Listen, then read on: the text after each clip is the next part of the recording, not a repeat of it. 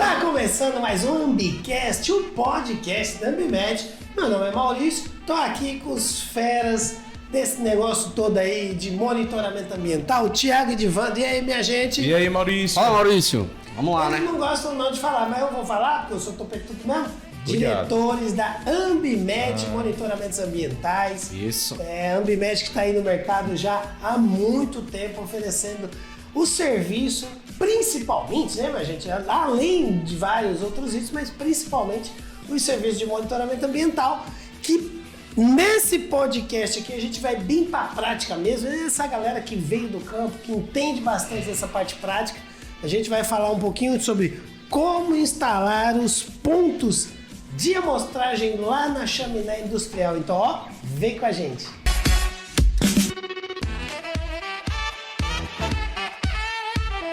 E aí, pessoal, falando aqui sobre os pontos de amostragem, né? Vamos começar bem conceitual mesmo, assim, ó. Qual é a importância da instalação desses pontos? Maurício, primeiro parece ser um tema assim muito prático, né? Pô, como é que por que eu quero saber isso? Não já tem uns pontos de amostragem na chaminé, mas a gente trouxe esse tema aqui pro podcast porque é um tema que gera muito valor para o gestor ambiental. O gestor ambiental desavisado não tem esses pontos instalados e ele faz um processo de contratação e quando a empresa chega lá para fazer a amostragem, os pontos não estão ok. Então a gente vai falar sobre isso aqui agora. Primeiro que muita gente acha que a chaminé, né, a chaminé industrial, que é aquele dispositivo que lança na atmosfera, os poluentes, na maioria das vezes ela é vertical, cilíndrica e solta aquela fumaça lá. A coleta ela é feita lá na ponta da chaminé, tipo o Papai Noel, né? Vai subir, vou descer pela chaminé para ir pegando a amostra. E não é isso que acontece. A gente tem que seguir critérios normativos para fazer a instalação desses pontos. E a grande importância de instalar esses pontos é porque a gente precisa instalar esses pontos numa localização correta para que a gente tenha representatividade da amostra que a gente coleta na chaminé. Se esses pontos eles forem instalados num local errado, mesmo se a gente seguir com a coleta de amostragem, pode ter resultados errados, mesmo com a coleta toda bem feitinha. Mas aí se tiver com ponto no lugar errado ou de forma errada, a gente pode ter mudança no resultado final aí. Todos os processos corretos, mas o ponto de amostragem errado pode comprometer todo o resultado.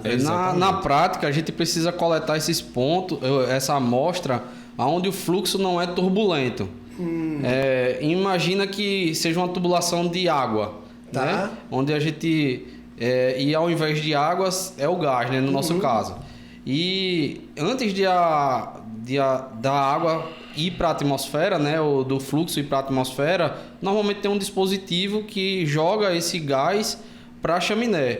E se a gente imaginar a água, acho que fica mais fácil isso, no joelho ali da tubulação, isso, há uma certa turbulência assim que essa água esbarra no joelho para, enfim, atingir a atmosfera, né?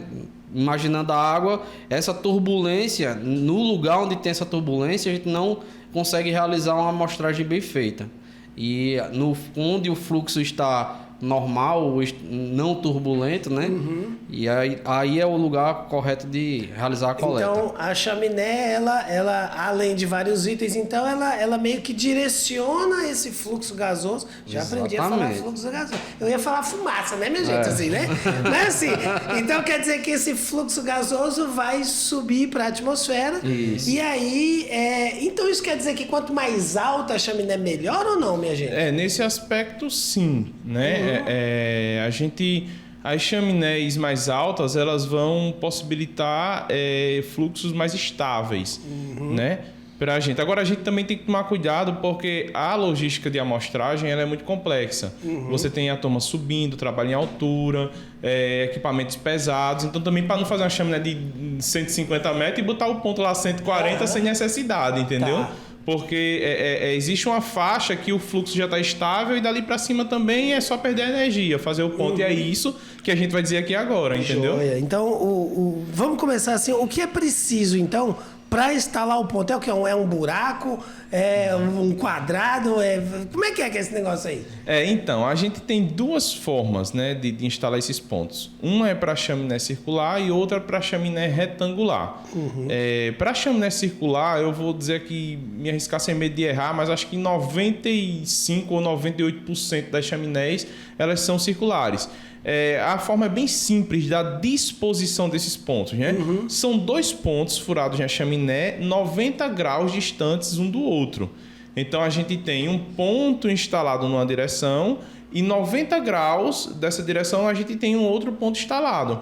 Então a gente precisa fazer 2 furos de aí no mínimo 4 polegadas, que vai dar aproximadamente 10 centímetros, que é onde a sonda vai entrar, o equipamento vai fazer a coleta, e distantes um do outro. Geralmente esses pontos eles são feitos flangeados, é um flange, é um dispositivo de tampa com os parafusos ao redor, né? Porque isso serve para a próxima equipe que vem no próximo ano, no próximo mês, no próximo semestre, não precisar ter que estar furando a chaminé toda hora, entendeu? Já deixa furadinha, Isso. tapadinha com um negocinho ali. Quando o cara chega é só desparafusar e fazer a coleta, entendeu? Tá, entendi.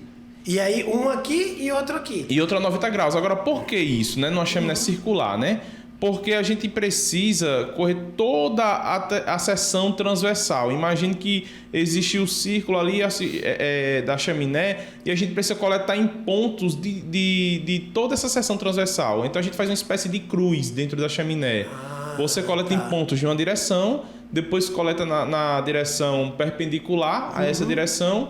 E aí a coleta ela fecha esses pontos, entendeu? Então, mas enfia a mão lá? O que enfia nesse buraco aí? Explica pra nós esse negócio aí, senão o povo já vai querer subir chaminé aqui e me botar Só lá. Só para complementar o que o Edivando falou, e quando a chaminé tem um diâmetro grande, a gente aumenta o número de pontos. Ao invés de 2, a gente coloca 4, porque com um diâmetro grande, a nossa sonda só percorre até a metade da chaminé. E ela precisa percorrer o sentido inteiro, o diâmetro inteiro da chaminé, entendeu? Vamos falar, né, Tiago, que é grande, né? Geralmente não é só na Ambimet, geralmente as sondas elas têm um tamanho de 2,5 metros no máximo. Que é esse troço que enfia na chaminé. É a sonda, Então vamos aqui por partes aqui, minha gente. Vamos imaginar que a gente vai fazer um exame de sangue. Faz a função da agulha, né? Da seringa, da agulha. Então é a sonda na chaminé. E essa sonda ela deve ser grande, então. Como é? Isso, ela varia de 1 metro a 2,5 metros, 3 metros.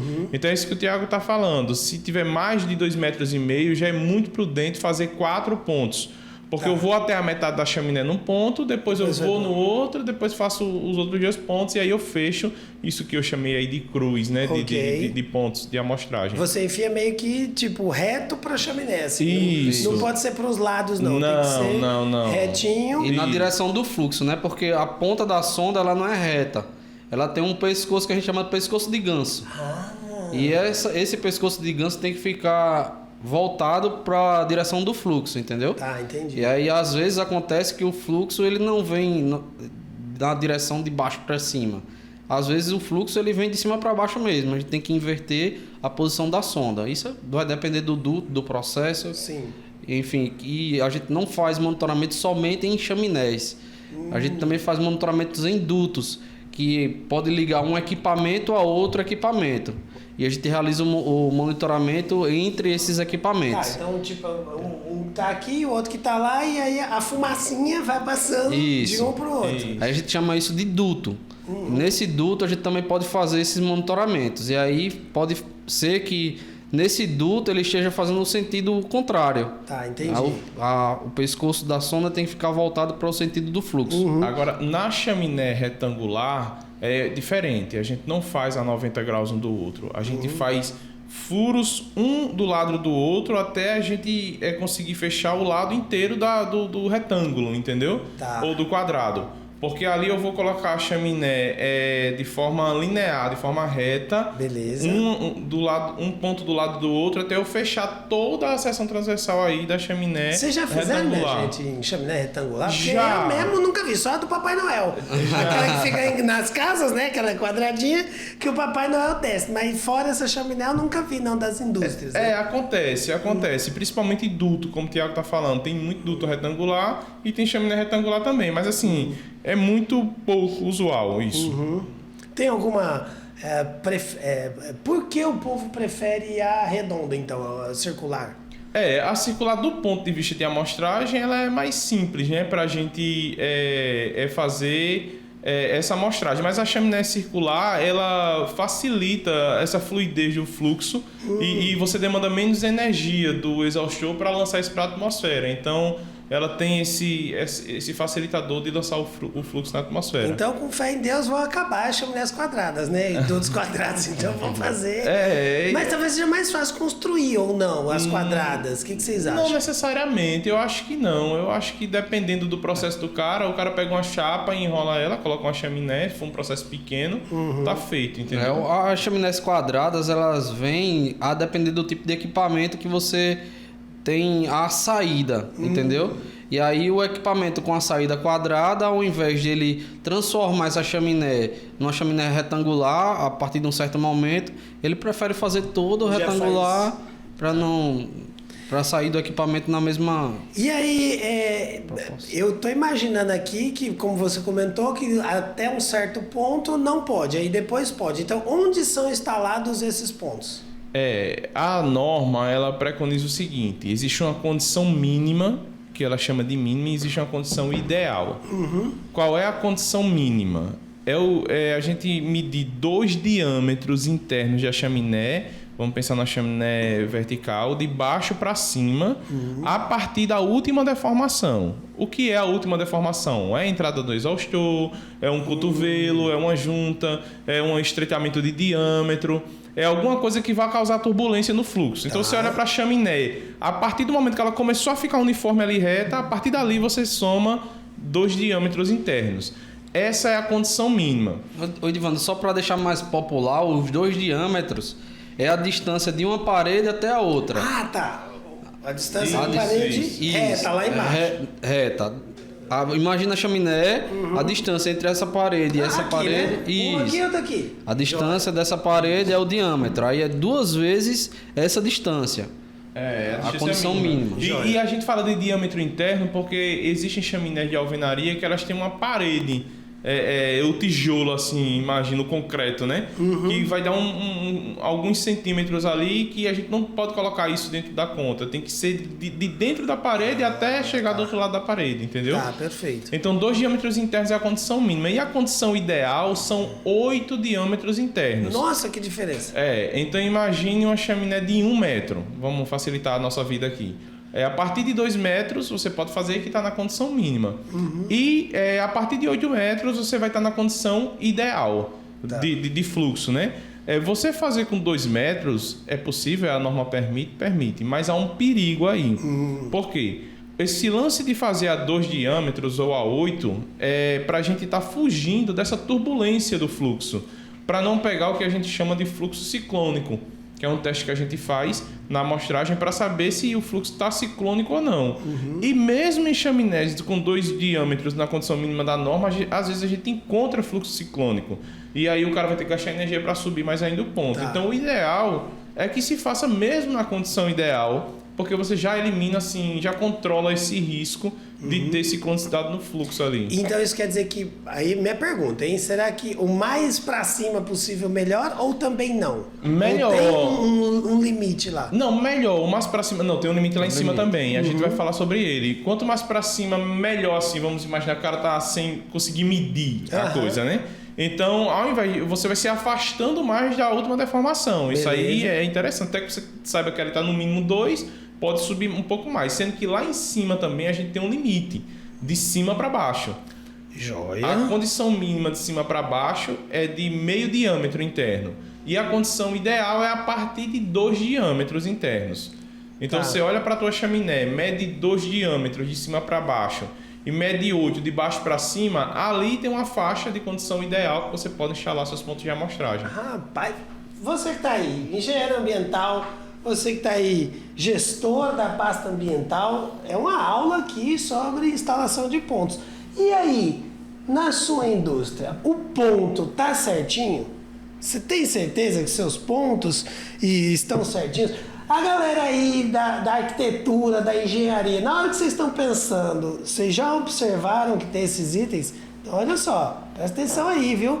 Vamos continuar aqui com a aula desses dois aqui para fazer a instalação dos pontos corretos. E deixe seu comentário aqui, meu ponto tá tudo certinho, minha chaminé tá tudo certinho. Deixa aqui seus comentários, viu? E a gente vai fazer observações aí também. Vamos voltar aqui, viu? Minha gente, beleza, instalou os pontos. Você já disse que faz o buraquinho, deixa ali travadinho, tal, isso e aquilo, e coloca a sonda, né? Isso. Além da sonda, tem algum outro equipamento que sobe também lá? Isso, lá, a como gente, é que quando a gente realiza monitoramentos em chaminés, o nosso equipamento ele é dividido em blocos. Uhum. São blocos de controle, que a gente chama da caixa de controle e a bomba, e os blocos de coletas, que é caixa quente, caixa fria e sonda. E isso são conectados por extensões. Tem uma extensão que a gente chama de cordão umbilical, que ele vai ligar da caixa de controle para a caixa quente e caixa fria. Beleza. E tem uma extensão que a gente vai utilizar da caixa fria e da caixa quente para a sonda. Então, o fluxo é esse. Os gases entram na sonda. Beleza. Da sonda, esses gases são levados para a caixa quente, onde nessa caixa quente, normalmente a gente coloca isso próximo à fonte. Então, vai estar junto com o mesmo operador. Ele vai operar a sonda, a caixa de controle, a caixa quente e a caixa fria. Tá. Na caixa quente, a gente chama essa caixa quente porque a gente eleva essa temperatura acima de 120 graus. Ela tem um controle, né? Tem um set que ela não deixa essa temperatura baixar de 120. Quando ela chega a 119, 118, ela liga. E quando ela aumenta demais, ela desliga e fica nessa faixa aí, sempre controlando essa temperatura. Para que os gases que estão vindo, às vezes, úmidos da fonte, né? Da chaminé, eles evaporem, não se condensem ali naquela área que a gente chama de caixa quente. Dentro da caixa quente a gente tem um porta-filtro com um filtro, lógico, né? Que esse filtro é pesado e, enfim, tem todo aquele trabalho pré-coleta, né? No laboratório para que esse filtro esteja lá. Então, esse filtro ele vai estar lá nesse porta-filtro para reter todo o material particulado que a gente está coletando da chaminé.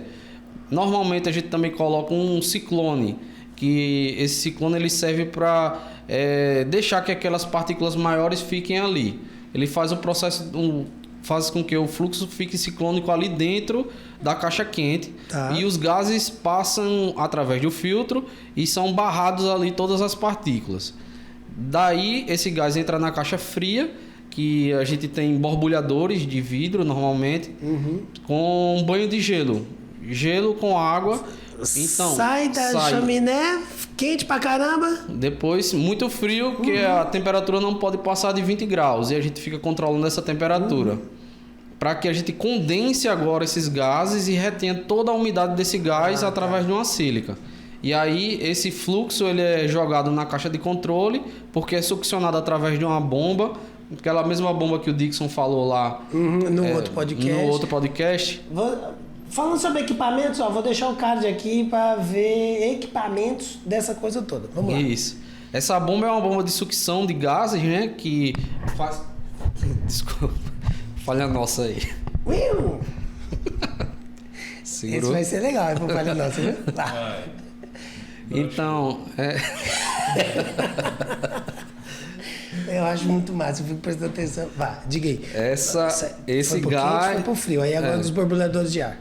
Isso, os borbulhadores a gente coloca soluções, né, absorvedoras para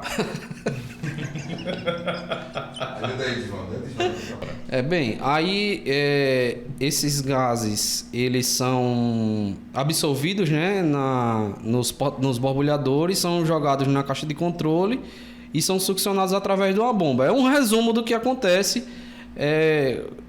para falar todo esse corpo de equipamentos que a gente leva para as fontes de emissão e com esse objetivo, né, de coletar os gases na melhor condição. Isso lá em cima, né, Tiagão? Isso. Deve ter uma plataforma lá. Como é que é esse negócio lá em cima lá? É isso aí. A gente, assim, tá falando de ponto de amostragem. Tudo isso que o Tiago tá falando, com 2 técnicos, com amostras, com tudo, precisa de uma estrutura para comportar essas pessoas e esses equipamentos. É o que a gente chama de plataforma de amostragem. Essa plataforma ela pode ser montada por andaimes, contanto que siga alguns pré-requisitos, sobretudo de segurança, e de estrutura também, de tamanho. Porque não pode pegar qualquer andaime e botar 2 tábuas lá em cima. Fica imaginando, bota a escada aí, apoia a escada aí. Não dá, né, minha gente? Não dá. A gente passa por tudo nesse tipo de amostragem, mas assim, não é ideal que isso seja feito. Pode ser feito por uma plataforma elevatória chamada PTA, né, que você sobe ali com aquela cestinha e que dá, dependendo da condição, dá para ser feita a amostragem, mas o ideal é que seja feita uma plataforma fixa, uma plataforma com guarda-corpo, uma guarda-forma com piso, com tudo, com ponto de energia, com o equipamento energizado. Tem mais, você faz um ponto a 30, 40 metros e não coloca um ponto de energia lá. Aí o cara chega lá, não tem como, entendeu? Então tem que subir um ponto de energia para isso essa plataforma. Essa plataforma, a norma também preconiza o tamanho dela, mas você precisa fazer ela com aproximadamente 1,5 m ou 2 metros ali de largura, né? E aí, se você puder fazer ela, obviamente, no mínimo chegando até os pontos, que eu preciso chegar no ponto. Tá, que você falou de 90 graus entre um e outro. No mínimo nessa seção dos pontos.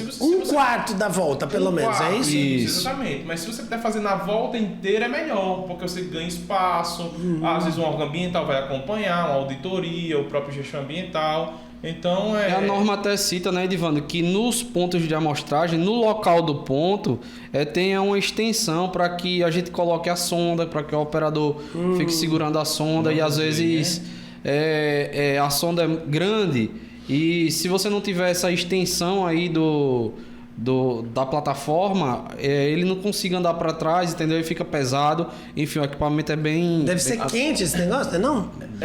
Mas minha gente, vamos aqui, vocês são do campo, né? Assim, vocês já fizeram esse negócio um monte de vezes. Me diz aí um negócio, que alguma coisa lá que aconteceu, que foi legal, que... Eita, meu pai eterno, vocês devem ter umas histórias aí pra ilustrar aqui as broncas que vocês já...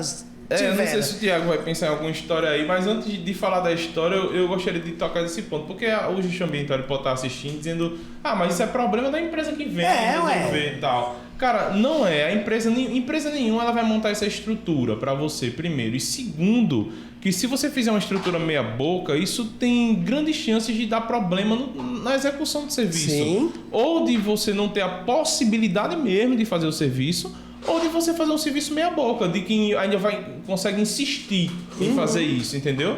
Porque a gente tem que tomar cuidado no que vai afetar a qualidade ou não. Se for mexer na qualidade do resultado, a gente é intransigente, não segue.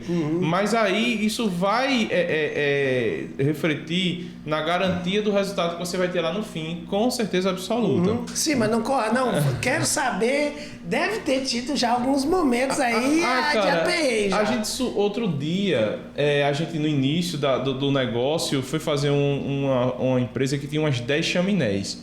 E tinha uma chaminé que os caras disseram, cara, ali em cima tem um ninho de gavião, bicho. Não. E o pai e a mãe desse gavião botaram os ovinhos agora, se tu subir lá, ele vai te dar um pinota ali com o bico bem no pé da tua orelha. Aí eu disse, rapaz, e a gente olhou, viu o ninho, mas os gaviões não estavam. Aí disse, bicho, não. Mas uma hora vai chegar. O risco tá controlado. Vamos subir, porque tem que monitorar. Bicho, quando eu subi o primeiro e o segundo lance, que botei o capacete lá em cima, o gavião passou perto da chaminé. Meu amigo, peraí, vamos descer agora. Aí desceu, e aí a gente colocou no documento que por insegurança, que não tinha como a gente estar competindo com o gavião lá, o bichinho tá com os filhotes. Aí teve que chamar o bombeiro para relocar o ninho e tal, tudo certinho. A gente monitorou na próxima oportunidade. Mas essa é uma história curiosa que aconteceu. Tá, coisa boa. É bom que ilustra que também não é assim, só porque tá lá, não é fácil não, né, bicho, minha gente? A gente faria um podcast de 24 horas aqui só de história, meu amigo, assim, de adversidade de tempo, de trabalhar de madrugada, de tanta coisa que acontece. A gente brinca aqui que o campo, ele tem 90% de chance das coisas darem errado. Você sai com um planejamento porque tem que ter. Sim. Mesmo fazendo todo o planejamento, sua vida vai ser difícil no campo. Mas quando chega lá, muita coisa acontece. Mas isso eu particularmente gosto porque é o gostoso do desafio. Porque você vai superando, vai chegando ali o problema, você vai dando solução. Cara, e o profissional que passa por essa área, ele evolui como pessoa e como profissional. Porque o cara, bicho, poxa a prova mesmo. Também enfrentar gavião aí nesse negócio.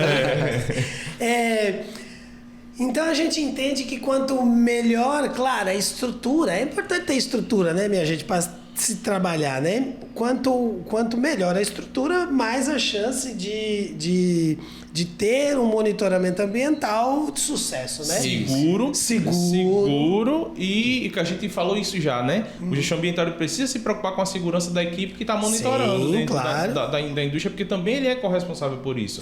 Então é um trabalho conjunto de gente que se preocupa e que cria a estrutura correta. E de que forma isso interfere, de maneira geral, na gestão ambiental?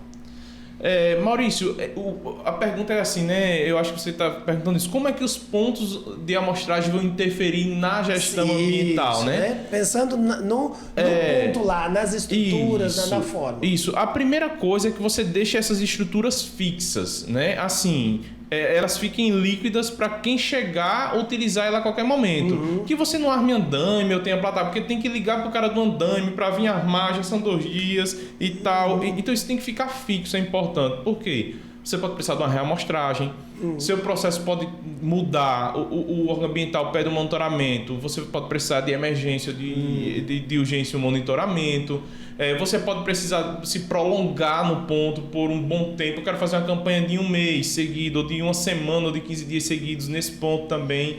Então eu acho que o grande ponto procura alguém que tem experiência nisso e deixa a estrutura fixa, porque isso vai interferir demais nos resultados, na energia que você vai demandar para esses monitoramentos. E nos custos, né, Edivando? Nos custos de estar... Imagina que eu preciso de uma PTA que fique lá alocada com a equipe 15, 20 dias com a mesma equipe no mesmo lugar. Normalmente você paga um aluguel dessa PTA, ou então o andaime, às vezes você paga uma empresa para que ela monte o andaime e ela cobra a diária daquele andaime, então fica bem complicado e aí acaba afetando o bolso da parte ambiental, vamos dizer assim. E a gente está falando de 30, 40 metros, 50 metros talvez. Isso. Chaminés grandes, altas, né? Isso. E gestores ou empresas desavisadas, se não fizerem um monitoramento com esses pré-requisitos normativos, o relatório ele pode e deve ser invalidado. Então imagine, eu fiz qualquer furo em qualquer lugar e coloquei qualquer equipamento. Isso pode chegar lá no órgão ambiental. Isso a gente teve recentemente aqui, cliente ligando para mim, mas não, o órgão não aceitou, porque quem fez não teve os critérios corretos para... Aí chamou a Ambimed para corrigir. Pra gente fazer lá, porque foi feito, enfim, um furo errado, do jeito errado. Então, isso lá na frente pode trazer problema para você na invalidação do laudo. E aí vai ter que fazer de novo, mais gastos, os custos. É o dobro, né? É o dobro de gastos aí. Se o órgão der a chance de fazer de novo, né? Esse gestor que chamou a gente disse, cara, órgão ambiental é fita zebrada. Eu tive a sorte ainda dele me dar um prazo para fazer de novo, porque ele poderia chegar e lacrar aqui a minha portaria e dizer, cara, só tira aqui a interdição quando você fizer de novo, porque depende muito do risco, da chaminé, do caso, o que está a consequência disso, enfim. Então, bastante atenção aí os gestores ambientais. Fora uma multa, né, que pode ser gerada para o gestor ambiental, que acaba pagando, né, de alguma forma. Quem vai pagar, lógico, é a empresa, mas sendo que a responsabilidade está aí, toda em cima dele, né? Claro, perfeito. Mas se você contratar os profissionais e as pessoas certas que existem no mercado, sua dor de cabeça vai ser zero. Minha gente, vocês ajudam o gestor ambiental nessa orientação? Porque assim, eu fico imaginando um gestor ambiental que de repente recebeu a pasta agora. Olha, eita, gestor ambiental lá que chegou aquele monte de relatório das empresas antigas, né, que a gente já comentou aqui algumas vezes, e precisa tomar a decisão de contratar uma empresa para poder subir na chaminé e fazer o monitoramento. E vocês orientam? Como é esse processo de orientação? A gente faz um trabalho de consultoria pré-coleta, né? Primeiro é negociado junto com o setor comercial, a questão de valores, enfim. Depois que o cliente dá o ok, a gente, no caso hoje, a gente trabalha com o Dixon, que falou aqui com a gente num podcast anterior, que ele entra em contato com as empresas para saber exatamente isso. Tem ponto de amostragem? Como é? Se não tiver, a gente faz essa consultoria informando como deve ser realizado os pontos, como a gente fez agora, e para melhorar e informar ele onde é que deve ser feito esse ponto de amostragem, né? A melhor forma como se fazer. Como se fazer, aonde fazer e como ele vai fazer essa plataforma, se vai ser uma plataforma fixa, se vai ser uma plataforma móvel por enquanto, se é a primeira vez que ele faz o monitoramento. Geralmente quando faz o primeiro monitoramento a gente faz essa consultoria de informar onde é o melhor ponto. Tá. Se já tiver feito monitoramentos anteriores, mesmo assim a gente pergunta, que já está no nosso script, né? Saber se tem um ponto, porque é importante saber, por exemplo, se faz muito tempo que fez, como é que estão as condições da plataforma. Está segura? Sim. Aí Está enferrujado ou não? Isso, é uma forma de alerta para o gestor ambiental saber se realmente está da forma correta para a gente realizar os monitoramentos. E tem uma norma, tem é o que é a BNT, CETES, o que é esse negócio aí? Existe uma BNT hoje que ela não está válida, né? Ela está em desuso, mas existe a CETESB. Eu não vou me recordar agora do número exato, que eu sou ruim de número, mas a gente vai deixar um cardzinho aqui também para a CETESB, que é a norma que a gente segue hoje para fazer essas orientações. Nós aqui da Ambimeta, a gente tem um croquis da CETESB, um e-book, a gente juntou isso dentro de uma folha e com as informações principais, e aí dentro dessa folha, isso é bom porque o gestão ambiental manda para a galera de produção da manutenção que vai instalar e já está tudo orientado lá. Mas é como o Tiago falou, se você tem uma chaminé que não tem, a gente tem uma gestora que ela pegou uma planta nova e ela disse: Wanda, aqui não tem ponto em chaminé nenhum, eu preciso de orientação. E ela mandou as fotos dessas chaminés, mandou as dimensões e a gente foi orientando onde era que ela instalava esses pontos. Tá, a gente também faz isso em suporte@ambimet.com.br. Anotou aí, gestora ambiental, tá aqui assistindo a gente. Fala de novo, Edivando. Suporte@ambimet.com.br. Traz as dúvidas para saber se seus pontos de amostragem estão certinhos, bonitinhos, se tem condições, né? Eu gosto de falar essa palavra assim, se tem condições realmente de receber o serviço, porque às vezes pode ser que não dá para fazer. Você tocou num ponto importante agora, Maurício. Às vezes o ponto já está instalado lá, mas está no lugar errado. E o cara está sofrendo com problemas do resultado, de amostragem, e não sabe por quê. Muitas vezes é um ponto instalado no local errado. E que de repente pegou um outro prestador de serviço que não entende sobre isso, acabou fazendo monitoramento ambiental e acabou trazendo o resultado equivocado. Muito interessante essa coisa dos pontos de amostragem, né? É uma coisa bem prática, né? Bem prática, bem técnica, bem do dia a dia. E aí eu queria que vocês trouxessem as considerações finais aí, principalmente do impacto à gestão ambiental, o impacto para os gestores ambientais sobre esse tema, que eu achei o máximo. Acho que a gente tem que falar mais vezes sobre isso, viu? Você que gostou aí, tasca o peteleco no like, deixa os comentários. Se você quiser saber mais sobre esse item, que a gente avança aqui e traz mais informações sobre isso. Tá com vocês a bola aí, viu? Considerações finais, minha gente.